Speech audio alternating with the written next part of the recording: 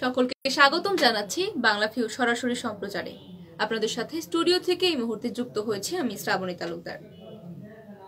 ভূমিকম্প একটি এমন প্রাকৃতিক দুর্যোগ যার কোনো পূর্বাভাস দেওয়া সম্ভব হয় না, তাই ভূমিকম্পের আগাম কোনো প্রস্তুতি নেওয়া সম্ভব হয় না। সাম্প্রতিক সময়ে অনেক হারে বেড়েছে ভূমিকম্প প্রবণতা। বাংলাদেশ সহ বিশ্বের অনেক অঞ্চলেই এই ভূমিকম্পের ঝুঁকিতে রয়েছে। বাংলাদেশের বিশেষত আমাদের সিলেট অঞ্চল এবং চট্টগ্রাম অঞ্চল সবচেয়ে বেশি ঝুঁকিতে রয়েছে। বাংলাদেশ সহ বিশ্বের বিভিন্ন অঞ্চলের কোন কোন এলাকাগুলো ভূমিকম্পের ঝুঁকিতে রয়েছে, বিজ্ঞানীরা তার একটি মানচিত্র তৈরি করতে পেরেছেন।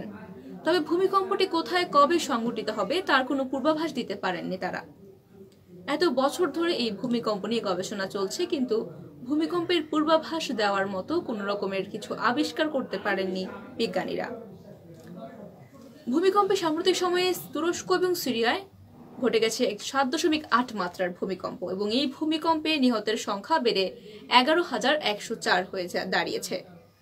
সোমবার ভূমিকম্পটি আঘাত হেনেছিল। বুধবার সিএনএন জানিয়েছে, তুরস্কের প্রেসিডেন্ট টেলিভিশনে দেওয়া এক সাক্ষাৎকারে বলেছেন তার দেশে অন্তত 8,574 জন নিহত হয়েছে এবং আহত হয়েছেন অন্তত 50,000 জন। অন্যদিকে সিরিয়ার সরকার নিয়ন্ত্রিত এবং বিদ্রোহী নিয়ন্ত্রিত অঞ্চলে প্রায় 3,000 লোক নিহত হয়েছেন বলে খবর পাওয়া গিয়েছে।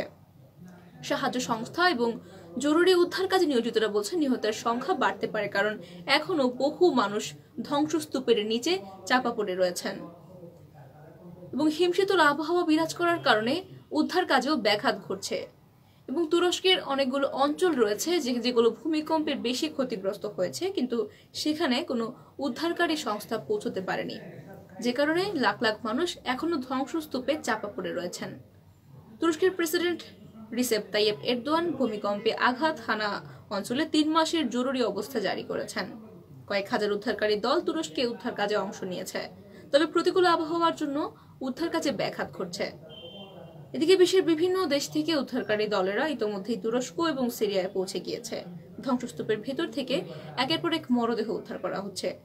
বিশ্ব স্বাস্থ্য সংস্থা বলছে নিহতের সংখ্যা উল্লেখযোগ্য হারে বাড়তে পারে।